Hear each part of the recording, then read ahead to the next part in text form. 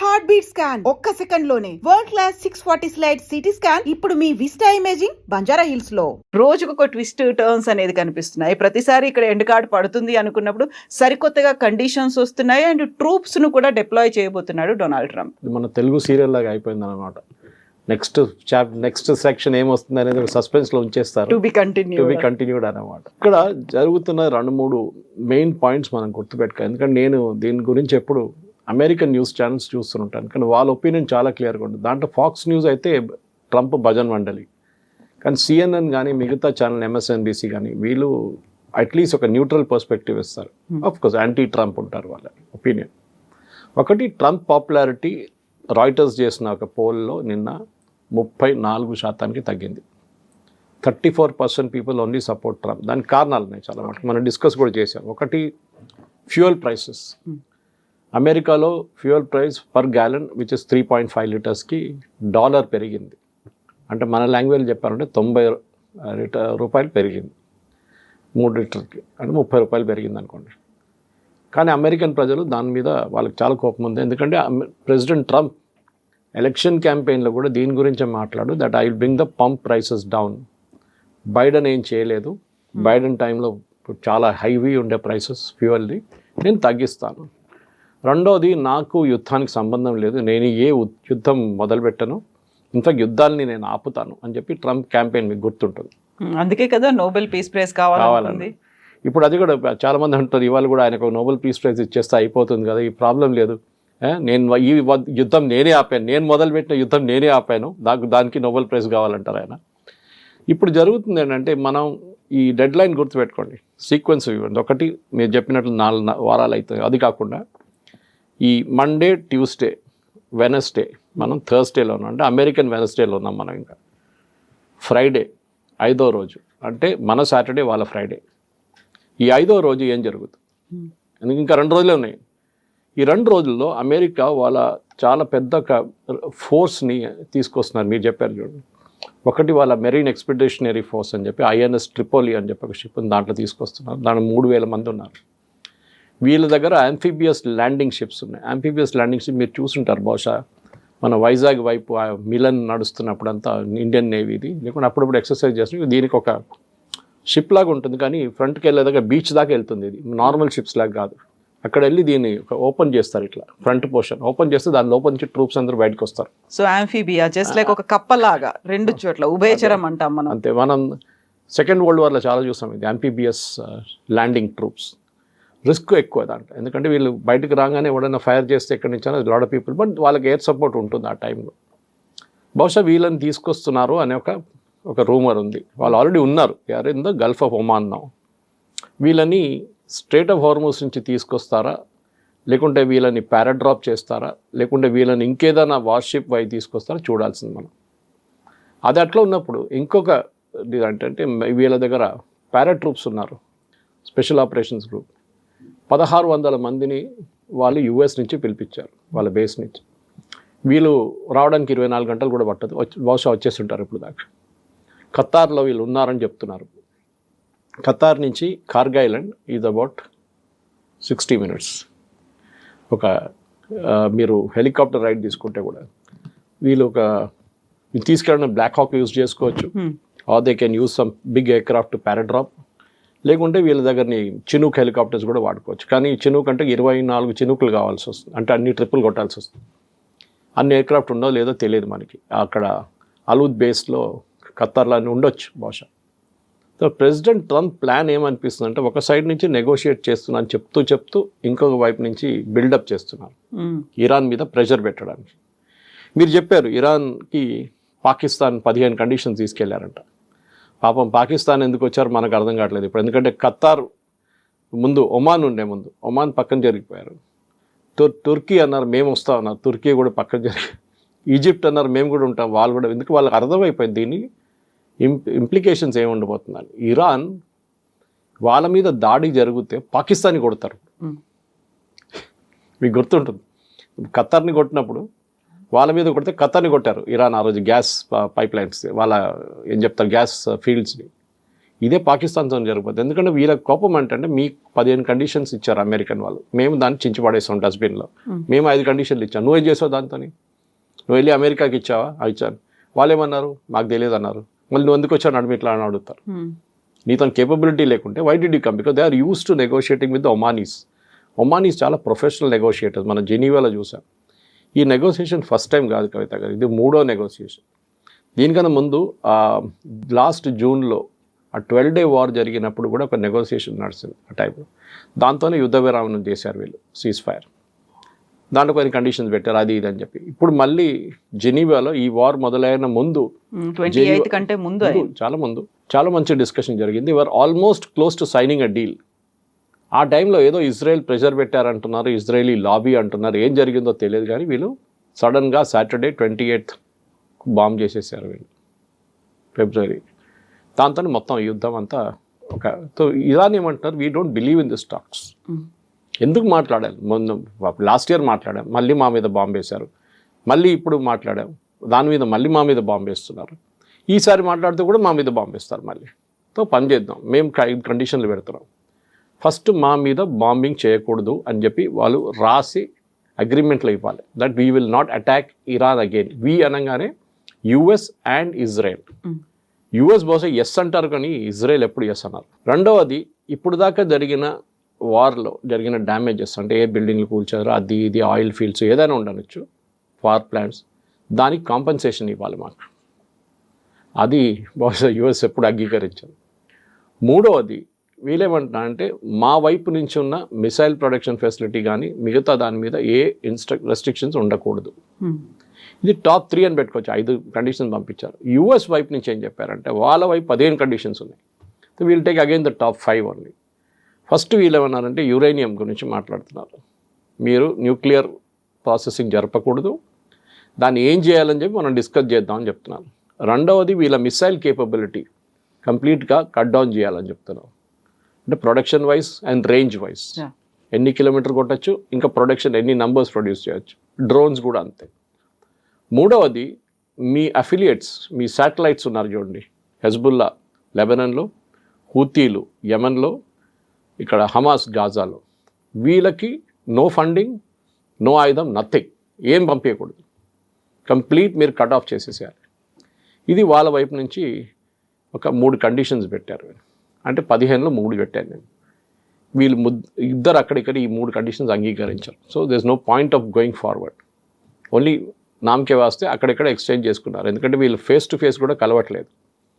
Iran ఏమంటున్నారంటే మేము మాట్లాడితే కూడా మేము ఇప్పుడున్న జారెడ్ కుష్నర్ అండ్ స్టీవ్ విట్కాఫ్తో మాట్లాడాం, because they are not professional politicians. వాళ్ళు, Steve Witkoff is Trump Gulf buddy and వాళ్ళ కన్స్ట్రక్షన్ ఇండస్ట్రీలో ఫ్రెండ్, కుష్నర్ ఏమో సన్ ఇన్ లా.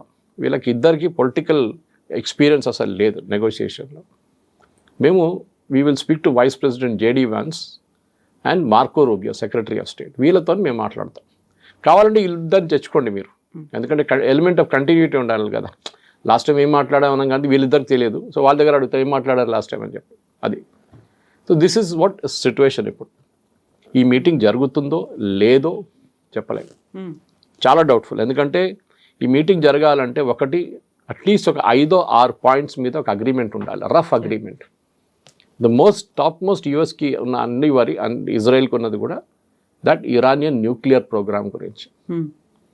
ఈ ఇరానియన్ న్యూక్లియర్ ప్రోగ్రామ్కి మీకు గుర్తుంటుంది కవిత గారు, ప్రెసిడెంట్ ఒబామా టైంలో ఒక ఒప్పందంకి వచ్చారు వీళ్ళు, దట్ వీళ్ళ ప్రొడక్షన్ వీళ్ళు తగ్గిస్తారు, అంటే వీళ్ళ యురేనియం క్వాలిటీ ప్రాసెసింగ్. అది కాకుండా వీళ్ళ వైపు నుంచి ఆయుధాలు తయారు చేయరు అని చెప్పి ఒక ఒప్పందానికి వచ్చారు. ఇరాన్ది చాలా మటుకు డబ్బులు ఆ టైంలో అమెరికా బ్లాక్ చేసి పడేశారు. అంటే వాళ్ళ ఓవర్సీస్ ఉన్న బ్యాంకులో ఉన్న డబ్బులని ఫ్రీజ్ చేసేసారు. ఇప్పుడు ఈవెన్ రష్యాది అట్లా చేశారు, 200 బిలియన్ 300 బిలియన్ ఉంది అకౌంట్, అన్నీ యూకేలో ఉండే, అది మొత్తం ఫ్రీజ్ చేసేసారు వాళ్ళు. ఆ డబ్బులు కూడా ఈ అగ్రిమెంట్ ప్రకారం రిటర్న్ చేశారు. ట్రంప్ ఆ టైంలో ఏం పెద్ద గొడవ చేశారు, ఏంటంటే అమెరికన్ ట్యాక్స్ పేయర్ డబ్బులు తీసి ఇరాన్కి ఇచ్చారు మీరు అని చెప్పి. అండ్ ఒబామా దానికి కౌంటర్ చేయలేకపోయారు, క్లియర్గా ఎక్స్ప్లెయిన్ చేయలేకపోయారు. ఒక పెద్ద పొలిటికల్ డిఫీట్ ఉండే ఒబామాకి. తర్వాత ఈసారి కూడా వీళ్ళు ఏం అడుగుతారంటే మాకు డబ్బులు కావాలి. సో దీంట్లో మెయిన్ స్టిక్కింగ్ పాయింట్ మనందరూ తెలుసు ఈ స్ట్రైట్ ఆఫ్ హోర్మూస్.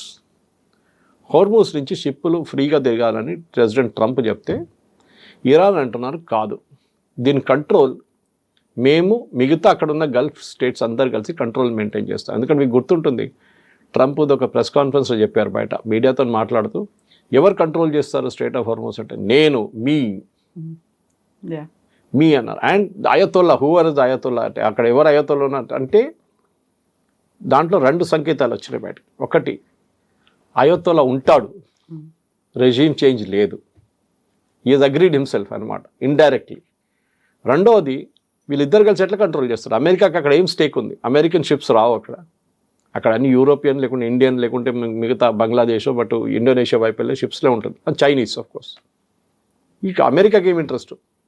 వీళ్ళేమన్నారంటే మీరు మాకు డబ్బులు ఇవ్వకపోతే, ఇది మీరు మా ఇన్ఫ్రాస్ట్రక్చర్ డ్యామేజ్ అయిందని దాన్ని మేము ఒక టోల్ పెట్టేస్తాం దీని మీద, ప్రతి షిప్ దగ్గర నుంచి 1 మిలియన్ తీసుకుంటాం, ఏదో నా డబ్బులు తీసుకుంటాం మేము, అది మేము డిసైడ్ చేస్తాం మీరు ఈ డబ్బులు ఇవ్వకపోతే. అది కూడా president Trump is dead against. మిగతా దేశాలతో సహాయం పెట్టుకొని సౌదీ అరేబియాతో వాళ్ళతో ఒప్పందం పెట్టుకొని ఇది స్ట్రైట్ ఆఫ్ హోర్మూజ్ కంట్రోల్ చేయాలంటే కాదు.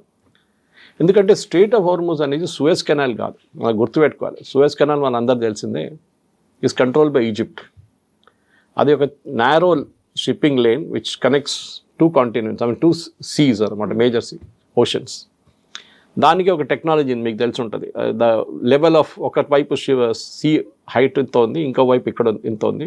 సో దీన్ని బ్యాలెన్స్ చేయడానికి ఇక్కడ నీళ్ళు నింపుతారు, షిప్ని తీసుకొచ్చి వీళ్ళు క్లోజ్ చేసిన తర్వాత ఈ హైట్ పెంచుతారు పంపింగ్ చేసే నీళ్ళు. దాని తర్వాత అటువైపు వచ్చినప్పుడు దాన్ని మళ్ళీ దిప్పుతారు, షిప్ బయటకు వెళ్ళిపోతుంది. ప్రతిరోజు hundreds of ships cross, but చాలా స్లోగా వెళ్తుంది ఆ ప్రాసెస్. ఈజిప్ట్ టోల్ తీసుకుంటారు. టోల్ అంటే ఒక ఛార్జ్ సూయజ్ కెనాల్, ఎందుకంటే ఇది ఆపరేషన్ చాలా కాంప్లికేటెడ్. టగ్ బోట్స్ ఉంటుంది, దాంతోపాటు వాళ్ళ supervisor hundreds and thousands of people పనిచేస్తారు ఒక్కొక్క షిప్ మూవ్ చేయాలంటే. చాలా స్పేస్ నేరో ఉంది, depth is only 20 meters. Super tankers travel చేయలేరు. కానీ మీరు మొత్తం ఆఫ్రికా తిరిగి రాలక్కర్లేదు. మీరు you can just cross the Suez canal, you will save almost 15 days travel మీది సేవ్ అయిపోతుంది. అది పెద్ద సేవింగ్ షిప్స్. ఆ పరిస్థితుల్లో అదే ఇక్కడ తీసుకొస్తారంటే కాదు, ఎందుకంటే హోర్మూజ్ అనేది ఒక ఓపెన్ ఓషన్ లాగా ఉంటుంది మీకు. అక్కడ మీరు ఏం చేస్తారు, ఇట్లాంటి పని చేయకూడదు అని చెప్పి యుఎస్ అంటున్నారు. కానీ ఇరాన్ అంగీకరించట్లేదు.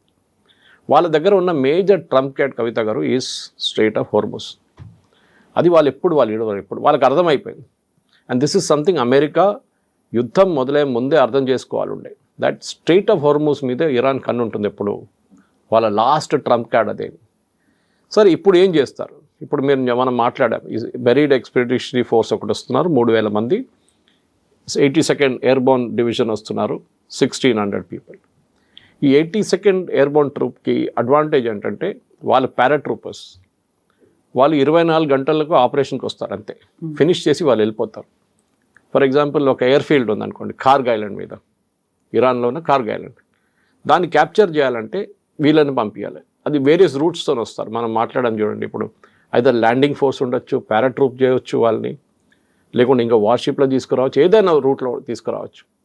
కానీ వాళ్ళని మీరు కాపాడుకోవాల్సి వస్తుంది, ఎందుకంటే వాళ్ళు అక్కడే వచ్చి కూర్చున్నారు అనుకోండి కార్గ్ ఐలాండ్, వీళ్ళు పైనుంచి మిసైల్ మొదలు పెడతారు, డ్రోన్లు మొదలు పెడతారు. So you have to give air support. And దీంట్లో ఎక్స్పర్ట్స్ వీళ్ళు. అండ్ వీళ్ళ దాంట్లో ఈ మెరైన్స్ వస్తున్నారు చూడండి, వాళ్ళు చాలా డిఫరెంట్ జాబ్స్ హ్యాండిల్ చేస్తారు. ఇంజనీరింగ్ యూనిట్ ఉంటారు, సిగ్నల్ యూనిట్స్ ఉంటారు, ఆర్మర్డ్ యూనిట్స్ ఉంటారు, for example even catering units ఉంటారు, మెడికల్ యూనిట్స్, అందరు ఒక కంబైన్డ్ ఫోర్స్ లాగా ట్రావెల్ చేస్తారు వాళ్ళు. సో వాళ్ళని ఒక ఏరోడ్రమ్ వాళ్ళ దగ్గర హ్యాండ్ ఓవర్ చేస్తే, ఒక ఎయిర్పోర్ట్ రన్వే హ్యాండ్ ఓవర్ చేస్తే వాళ్ళు చూసుకుంటారు అక్కడి నుంచి. అప్పుడు వీళ్ళు వెళ్ళిపోతారు, ద పారాట్రూపర్స్ వెళ్ళిపోతారు, వీళ్ళు ఉంటారు. అది క్యాప్చర్ చేసుకుంటే కార్గ్ ఐలాండ్, బికాజ్ అదొక్కటే ఒక ఏం చెప్తారు, ఐ థింక్ ద మేజర్ ఒక రీజనింగ్ ఇప్పుడు అదే ఒక్కటే కనిపిస్తుంది. ఈ సాటర్డే బహుశా జరగవచ్చు, ఎందుకంటే డెడ్లైన్ అయిపోతుంది. అది జరిగితే ఏమవుతుందంటే ఇరాన్ కంప్లీట్ రెవెన్యూ అమెరికా చేతిలో ఉంటుంది, వెనజువేలా లాగా. వెనజువేలా అదే చేశారు కదా, ఇప్పుడు అక్కడి నుంచి ప్రతి షిప్కి అమెరికా డబ్బులు తీసుకుంటారు. ఓకే, ఎందుకంటే మేము ఎప్పుడో పెట్టుబడి పెట్టాం, మాది $100 billion ఉంది అక్కడ, మాకు రాలేదు డబ్బులు అని చెప్పి షెవ్రాన్ కానీ ఎక్సన్ మొబైల్ వాళ్ళని తీసుకుంటారు. ఇదే బహుశా కార్గ్ ఐలాండ్తో కూడా జరగవచ్చు. జరిగితే ఇరాన్ ఏం చేస్తారు, then that should be the next situation. Exactly. ఇప్పుడు ఆల్రెడీ ట్రూప్స్ని డిప్లాయ్ చేయబోతున్నారు అనుకున్నప్పుడు దే విల్ బి లైక్ ఒక బూట్స్ ఆన్ ద గ్రౌండ్ అని మనం అనుకుంటాం. అది డైరెక్ట్గా దిగొచ్చేమో అనేటువంటి, ఇప్పుడు నేవీ కావచ్చు, ఎయిర్ ఫోర్స్ ఇప్పటిదాకా ఉంది, బట్ ఆర్మీ కూడా రాబోతోంది అనుకున్నప్పుడు ఇరాన్ ఎక్స్పెక్ట్ చేస్తోంది ఏం జరుగుతుంది అనేది. ఖమేనీ చనిపోక ముందు నుంచి కూడా అన్నిటినీ పెట్టుకున్నారు కాబట్టి, స్ట్రాటజీ అంత ప్లాన్ అయింది కాబట్టి అంత ఈజీగా కూడా యాక్సెప్ట్ చేయదు కదా. మళ్ళీ వాళ్ళు ట్రూప్ వస్తోంది అనుకుంటే వీళ్ళకంటూ ఒక స్ట్రాటజీ ఉంటుంది. డెఫినెట్గా అది మనం ఒక వార్ సెనారియోలో ఎప్పుడు ఎక్స్పెక్ట్ చేయాల్సింది. ప్రెసిడెంట్ ట్రంప్ చేసిన అన్నిటికంటే పెద్ద తప్పు ఇది. ఈ యుద్ధం మొదలయ్యే ముందు మేము ఇది చేస్తే ఇరాన్ ఏం చేస్తారు, ఒక వార్ సెనారియో ఉంటుంది. మేము కొడుతూనే వెళ్తాం, ఇరాన్ ఏం చేయరని కాదు కదా, వాళ్ళు చేస్తారు, వాళ్ళు కూడా దే విల్ రియాక్ట్. కానీ అది యాంటిసిపేట్ చేయలేదు యుఎస్. ఒకటి, ఇరాన్ వాళ్ళ నేబర్స్ మీద బాంబ్ చేస్తారనేది అమెరికా ఎప్పుడు ఊహించలేదు.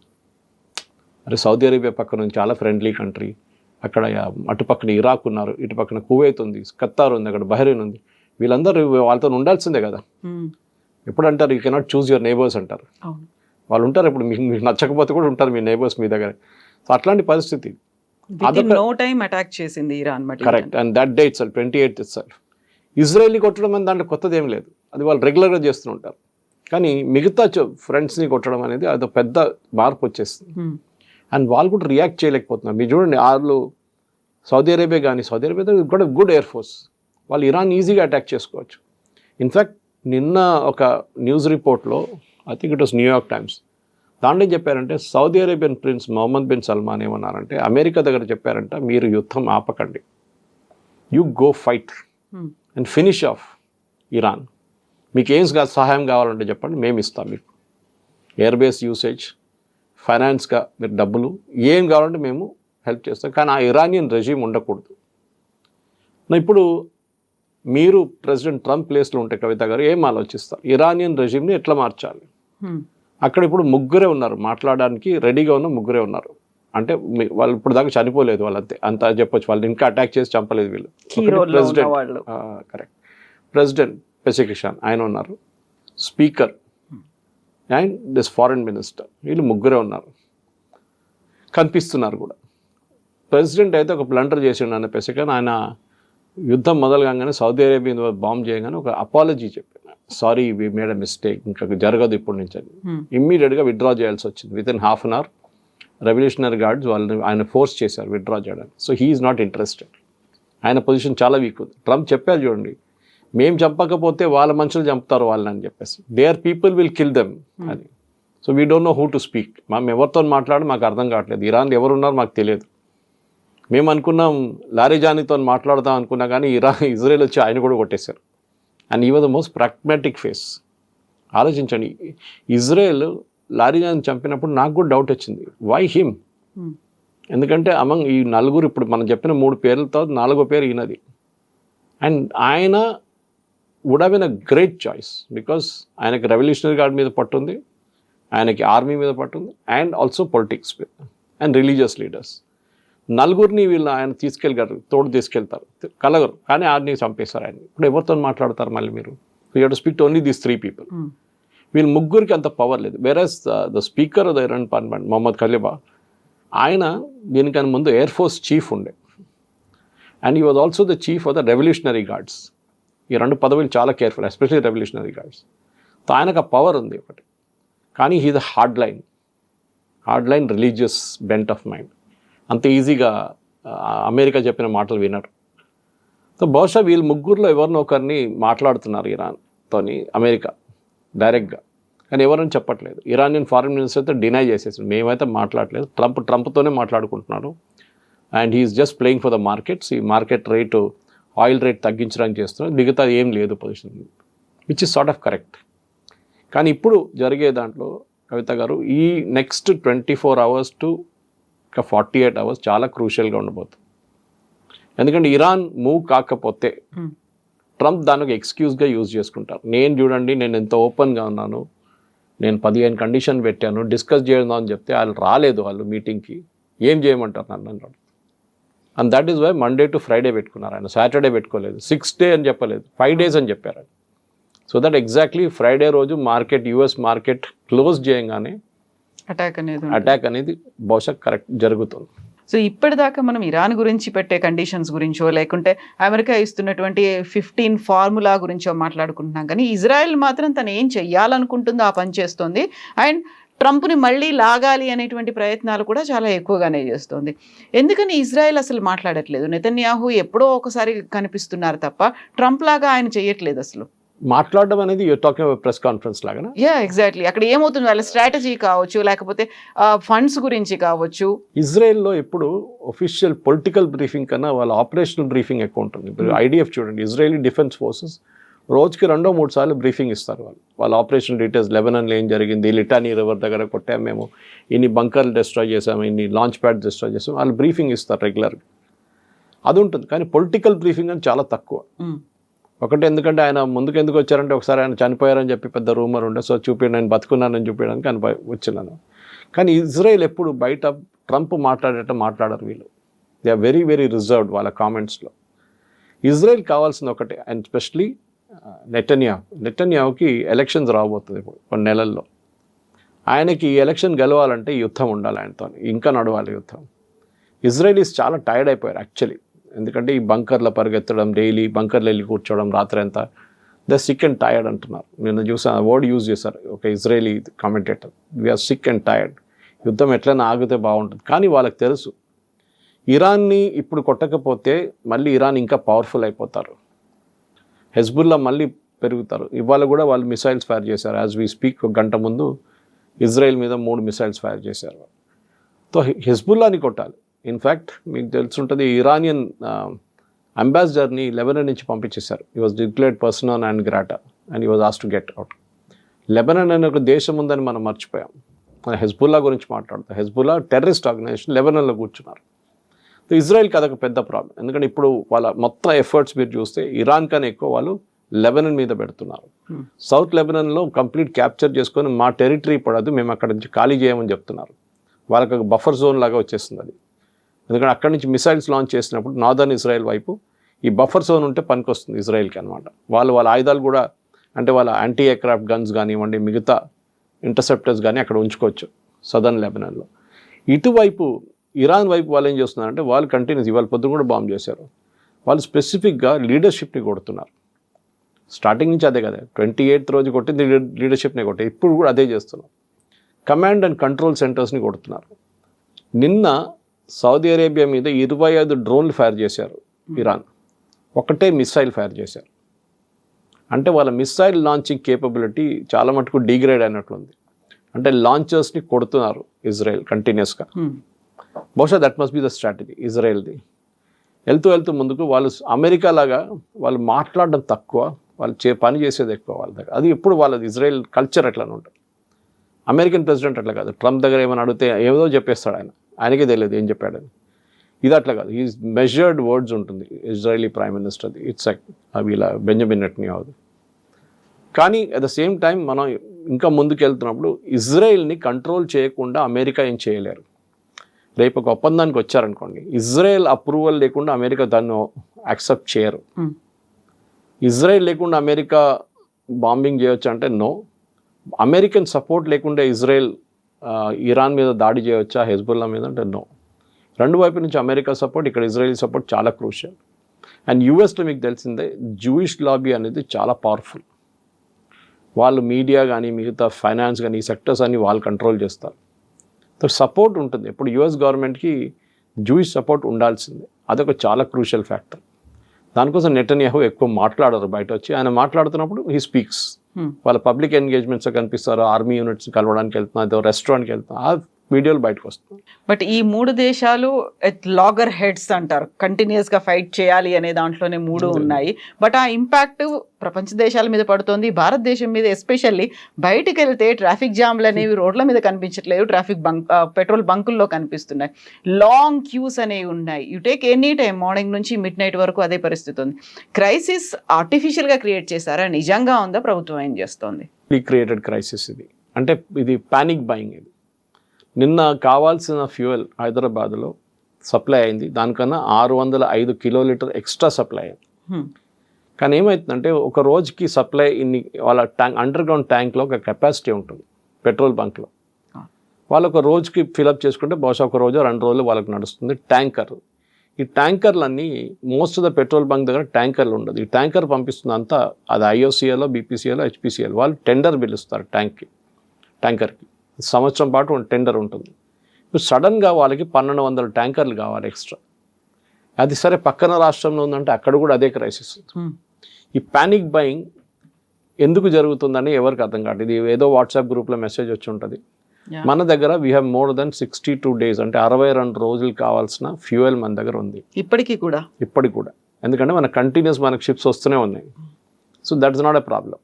అది రాగానే ఒకసారి గుజరాత్ పంపిస్తారు, లేకుంటే ముంబై పంపిస్తారు, లేకుంటే మ్యాంగ్లూర్ పంపిస్తారు, లేకుంటే కొచ్చిన్ పంపిస్తారు, లేకుంటే అటువైపు విశాఖపట్నం పంపిస్తారు. So that all over the country distribution pipe lines ఉంటుంది వాళ్ళకి. ఎక్కడ ఫ్యూయల్ షార్టేజ్ లేదని చెప్పారు. సజ్జనార్ గారు చెప్పారు, స్టీవెన్ రవీంద్ర గారు చెప్పారు, ఈవెన్ ఉత్తమ్ కుమార్ రెడ్డి గారు చెప్పారు దేర్ ఇస్ నో షార్టేజ్. అది కాంగ్రెస్ గవర్నమెంట్లో ఉన్న మినిస్టర్ చెప్తున్నారు there is no shortage, don't panic. ఈ ప్యానిక్ బయింగ్ అనేది మన ఇండియన్ కల్చర్లో. రేపు పొద్దున్న నుంచి పాలు రాదు మీకంటే వెళ్ళి 10 లీటర్ పాలు కొనుక్కొచ్చి ఇంట్లో పెట్టుకుంటారు. అట్లా మన వాళ్ళు చేస్తారు అట్లాంటి పనులు. ఎందుకు మీరు ఫుల్ ట్యాంక్ కొట్టుకుంటే ఏం చేస్తారు మీరు? వాళ్ళకి లాజిక్ లేదు. మీరు గుర్తుంటుంది కవిత గారు, దీనికన్నా ముందు మోదీ గవర్నమెంట్ వచ్చే ముందు ఇది రూపాయి అక్కడ ఇక్కడ పెంచుతుండే వీళ్ళు అప్పుడప్పుడు. 2 రూపాయలు ఒకసారి, ₹1.50 లీటర్కి. ఒకరోజు ముందు అనౌన్స్ చేస్తారు రేపు పొద్దున్న నుంచి రూపాయి పెరుగుతుందని. ఇవాళ సాయంత్రం మొత్తం లైన్ కట్టేస్తారు పెట్రోల్ బంక్ బయట. గంట కూర్చుంటారు. ఆటో రిక్షా డ్రైవర్ నుంచి BMW అందరూ ఉంటారు లైన్లో. వాడు maximum fuel tank full tank కొట్టుకుంటే 50 లీటర్లు, ₹50 సేవ్ అవుతుంది. BMWకి ₹50 సేవ్ చేసుకొని ఏం చేసుకుంటాడు అర్థం కాదు నాకు. I can still understand auto rickshaw driver. ₹50 ఏం చేసుకుంటాడు? అదే దానికోసం 2 గంటల సేపు లైన్లో నిలబడతాడు, టైం వేస్ట్, కానీ ఉంటాడు. ఇది మన మెంటాలిటీ. LPG చూడండి. LPG మన దేశంలో నేను ఆ రోజు చెప్పాను కూడా 33 కోట్ల కనెక్షన్స్ ఉంది మనకి. 33 కోట్లు అంటే ప్రతి ఇంట్లో ఒక LPG ఉంది. బికాజ్ ఈ మల్టిప్లై బై 4 పాపులేషన్ ఇండియన్ పాపులేషన్కి వచ్చేస్తుంది. కానీ చాలా ఇంట్లో ఇప్పుడు కూడా వాళ్ళు PNG వాడుతున్నారు. ఇప్పుడు గవర్నమెంట్ ఇమ్మీడియట్ ఏం చెప్పారంటే you have to start PNG distribution immediately. Last 2 రోజుల్లో 2 లక్షల కనెక్షన్స్ ఇచ్చారు. పైప్ న్యాచురల్ గ్యాస్ గవర్నమెంట్ దగ్గర, అది కూడా బయట నుంచి ఇంపోర్ట్ చేసేది, ఏదో మనం తయారు చేసేది కాదు, కానీ ప్రాసెస్ చాలా ఈజీ దానికి. LPG ఆ ప్రాసెస్ అట్లా కాదు. LPG స్టోరేజ్ చాలా డిఫికల్ట్, ఎందుకంటే ప్రెషర్లో స్టోరేజ్ చేయాల్సి వస్తుంది, హై ప్రెషర్లో. దానికోసం ఎక్కువ స్టోరేజ్ చేయలేము. వేరే ఆయిల్ మనం ఎంత స్టోర్ చేసుకోవచ్చు. అండర్ గ్రౌండ్ ట్యాక్స్ ఉంది, స్ట్రాటజిక్ రిజర్వ్స్ ఉన్నాయి, అన్నీ ఉన్నాయి మన దగ్గర. దానికోసం 62 రోజులు అంటాం. LPG కంటిన్యూస్ వస్తూనే ఉండాలి. అండ్ అఫ్కోర్స్ ఆయిల్ ప్రొడక్షన్ నుంచి LPG ప్రొడ్యూస్ చేసుకోవచ్చు, బ్యూటేన్, ప్రొపేన్ అన్నీ వస్తుంది దాని నుంచి. ఎందుకు? మీకు హీలియం ఉంది.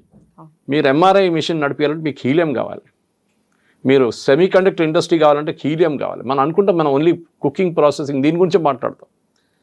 మన దేశంలో ఉన్న 92% కనెక్షన్స్ డొమెస్టిక్, 8% కమర్షియల్, అంటే కిచెన్లు కానీ, ఇండస్ట్రియల్ కిచెన్స్ కానీ, రెస్టారెంట్స్ కానీ వీళ్ళకి. కానీ ప్రెషర్ చూడండి ఎక్కడికి వస్తుంది, వాళ్ళ మీద కూడా వస్తుంది. సో గవర్నమెంట్ ఏమంటున్నారు, ఇవి PNG తీసుకోండి. PNG తీసుకుంటే మీ LPG ఆటోమేటిక్ సస్పెండ్ అయిపోతుంది, గవర్నమెంట్కి సేవింగ్ వస్తుంది. గవర్నమెంట్ ఇప్పుడు మీరు చూస్తుంటారు, ఇవాళ పొద్దున కూడా న్యూస్ వచ్చిన పేపర్లో, చాలామంది బుక్ చేసిన వాళ్ళకి క్యాన్సిలేషన్ నోటీస్ వచ్చేస్తుంది. ఎందుకు వచ్చింది అది? బికాజ్ ఒకటే అడ్రస్లో వాళ్ళకి 4 కనెక్షన్లు కనిపిస్తున్నాయి ఇప్పుడు. So they using AI to check. ఒకటే ఇంట్లో, ఒక అడ్రస్లో, ఒకటే బిల్డింగ్లో, ఒకటే ఫ్లోర్లో, ఒకటే ఫ్లాట్లో 4 కనెక్షన్స్ కనిపిస్తుంది వాళ్ళకి. సో క్యాన్సిల్ చేసి పడేశారు 3. ఆబ్వియస్లీ వీళ్ళు స్టాక్ చేసుకుంటున్నారు. ఇది ముందేం చేస్తారా, 3 కూడా ఆర్డర్ చేయరు. ఇప్పుడు ప్యానిక్ వచ్చినప్పుడు అన్ని ఆర్డర్ చేశారు సడన్గా, అప్పుడు పట్టుబడ్డారు. So government is saying PNG తీసుకోండి. I think that's most sensible. మా ఇంటి దగ్గర ఒక చాలా బిజీ అనే ఒక పరాటా సెంటర్ ఉంది. వాడి గారు వెళ్ళి చెప్పాను, వాడికి తెలియదు. వాడు అంటున్నాడు, సార్ నా డబ్బులు ఉన్నాయి సార్, నేను ఇస్తాను, చెప్పండి వాళ్ళకి ఇవ్వమని చెప్పి. నాకు 8 స్టవ్లు ఉన్నాయి, అంటే గ్యాస్ స్టవ్స్ ఉన్నాయి, నేను LPG కోసం కొట్టుకుంటాను. ఇప్పుడు కాదు, ఈవెన్ బిఫోర్ ఆల్సో సార్, నాకు అది ఇచ్చేసి అయిపోతుంది, ఒకసారి అడ్రస్ ఇస్తారని చెప్తే నేను I gave the address. Bhagyanagar gas ఎవరిది? రిలయన్స్ది అది. So that culture has to come.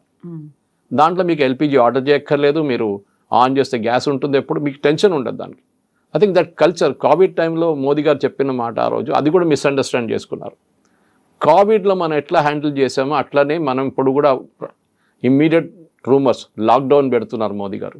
అదే హింట్ ఇచ్చాడు. ఎందుకు లాక్డౌన్? మీకు ఏదో పాండమిక్ రాలేదు కదా. మోదీ గారు ఏం చెప్పారంటే, ఆ టైంలో మనం ఎట్లా డిసిప్లిన్ పాటించామో, రోడ్ల మీద వెళ్ళకుండా ఇంట్లో ఉండి అది చేసుకో, అది చెప్పగానే ఇంట్లో ఉండమంటున్నారు మోదీ గారు అందరినీ. అక్కడ చెప్పలేదు ఆయన.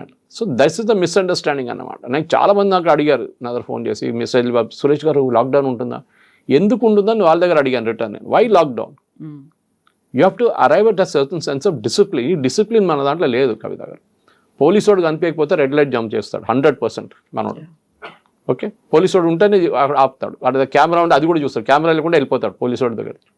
ఇది మన ప్రాబ్లం. ఎవడో 10 మంది లైన్లో నిలబడాలని మనం కూడా వెళ్ళి నిలబడతాం అంత. ఏంట్రా అంటే మీరు నిలబడారు కదా మీ అంటే నేను కూడా ఉంటాను. ఇది మన ప్రాబ్లం. బ్రిడ్జ్ పై నుంచి కింద చూస్తుంటాడు ఒకడు, 10 మంది వస్తారు, ఏం చూస్తున్నాడు నాకేం తెలుసు, కింద ఏదో నేను చూశాను, నువ్వు ఎందుకు వచ్చినా అంటాడు. ఇది చీలుడి భైంసుడి అంటారు హైదరాబాద్లో, రూమర్స్ది. ఓకే, ఇది మనం ఒక డిసిప్లిన్ మన లైఫ్లో తీసుకురావాలి. నేను మొన్న మా అల్వాల్ బంక్ వెళ్ళినప్పుడు రాత్రిపూట వెళ్తే 11 కార్లు ఉండే. I didn't want fill up. నేను ఇంటికి వెళ్ళిపోయి పొద్దున 7 గంటలకు వచ్చాను మళ్ళీ ఇంటి దగ్గరే సత్య పెట్రోల్ బంక్ అని. అయితే 3 కార్లు ఉన్నాయి, ఫిల్అప్ చేసుకున్నాను. వాడు అన్నాడు సార్ ఫుల్ ట్యాంక్ కదా సార్ అన్న. వద్దు, నాకు వద్దు, నాకు 2000 రూపీస్ కొట్టు చాలు అన్నాడు. ఏం సార్ ఇట్లా అంటున్నా, మీరు అందరు ఫుల్ ట్యాంక్ కొట్టించుకున్నా? అక్కర్లేదు, మిగతా వాడికి పనికి వస్తాయి కదా నేను కొట్టుకుంటే. నేను ఫుల్ ట్యాంక్ కొట్టుకుని ఏం చేసుకోవాలి, నాకు తెలుసు నాకు వారం దాకా నడిచిపోతుంది. That is all. Panic buying లాడ్ సిద్దిపేట రోడ్లో పోతున్నాడు, ఆడు వెళ్తూ అది సిద్దిపేటలో ఉండదేమో, ఇక్కడ కొట్టించుకుందాం, ఇక్కడ కొట్టించుకుందాం. ఇది దిస్ యాటిట్యూడ్ మన షార్టేజెస్లో ఒక టైంలో ఉండే. కరెక్టే, షార్టేజెస్ మన దేశంలో చాలా మటుకు ఉండే. పాలు లేకుండే. నేను స్కూల్లో ఉన్నప్పుడు కూడా పొద్దున పూట పాలు కోసం లైన్లో నిలబడాలి వెళ్ళి, ప్యాకెట్ పాల కోసం. అదంతా పోయింది కదా. ఇప్పుడు మీ ఇంటికి కావాలంటే ఏ కంపెనీ నుంచైనా మీకు పాలు వస్తుంది. దాట్ యాటిట్యూడ్ మారాలి. ఇప్పుడు చూడండి కొంచెం తగ్గింది, ఇవాళ కొంచెం ప్యానిక్ బయింగ్ తగ్గింది. కానీ బంక్లు ఏమంటున్నారు, ఈవెన్ టుడే మార్నింగ్ నేను దూరదర్శన్ డిబేట్లో ఉన్నాను పొద్దున లైవ్లో, దాంట్లో అన్నారు అదే సేమ్ పాయింట్. ఇక్కడ ఉన్న పెట్రోలియం డీలర్స్ అంటున్నారు మా దగ్గర మీకు ఎంత కావాలంటే అంత పెట్రోల్ ఇస్తాం, మీరు ఎన్ని ఫుల్ ట్యాంక్లు కావాలంటే కొట్టించుకోండి, కానీ వీ విల్ నాట్ గివ్, క్యాన్లో మేము ఇవ్వము. దట్ ఈస్ సంథింగ్, ఎందుకంటే డేంజరస్ అది. ఈ టెంపరేచర్లో మీరు క్యాన్లో తీసుకొచ్చి పార్కింగ్ లాట్లో పెట్టుకుంటే అది ఎప్పుడు వెళ్తుందో తెలియదు. అది ఇట్స్ హైలీ డేంజర్. నిన్న ఒక ఆటో రిక్షా డ్రైవర్ని చూశాను నేను, వాడు 10 లీటర్లు 2 క్యాన్లు పెట్టుకొని పోతున్నాడు. ఎందుకంటే నాకు వారం పనికి వస్తుందంట. రే నువ్వు ఎందుకు, నీకు వారం ఎక్కడ పెట్టుకుంటా, ఇంట్లో పెట్టుకుంటా సార్. ఇంట్లో ఇంకా డేంజరస్ రా బాబు అంటే అర్థం చేసుకుంటలేరు మనం. మన ఇందోర్లోకి యాక్సిడెంట్ జరిగింది, మీకు తెలిసింది, ఆ బ్యాటరీ ఛార్జింగ్ యూనిట్ నుంచి ఈవీ వెహికల్ది పోల్ మీద కూడా పోయింది ఫైర్. వాళ్ళ ఇంట్లో బేస్మెంట్లో, వాళ్ళ ఇంట్లో గ్రౌండ్ ఫ్లోర్లో 10 సిలిండర్లు ఉంటాయి. మ్యాక్సిమం చనిపోయింది అది దాని కారణంగానే, అది బ్లాస్ట్ అయింది. This is something we need to learn. మనకు కావాల్సింది, we're not living in a nation of shortages. మీరు పాకిస్తాన్లో చూడండి, పాకిస్తాన్లో ఏం లేదు, పెట్రోల్ లేదు, డీజిల్ లేదు. శ్రీలంకలో 15 లీటర్లు ఇస్తున్నారు ప్రతి వారానికి ఒక కార్కి. మనం అది ఆ స్టేట్కి రాలేదు కదా మనం ఇంకా. కానీ ఎవరో చెప్పారంట రూమర్, అరే 20 లీటర్లు కొట్టిస్తున్నాడు వారానికి అంత, అట్లా ఏం రాలేదు. కానీ మన పరిస్థితికి రాకుండా చూసుకోవడానికి మన రెస్పాన్సిబిలిటీ ఉంది. యాజ్ అ సిటిజన్ ఆ సివిక్ సెన్స్ మనకి లేదు. Let us accept it. పక్కనోడు చచ్చాడు కానీ నేను బతకాలని చూస్తాడు మన వాళ్ళు. ఆ యాటిట్యూడ్ మనకుంది. అది మనం మార్చుకోవాల్సింది. ఈ క్రైసిస్లో ఇది ఒక పెద్ద lesson. Thank you so much. Thank you.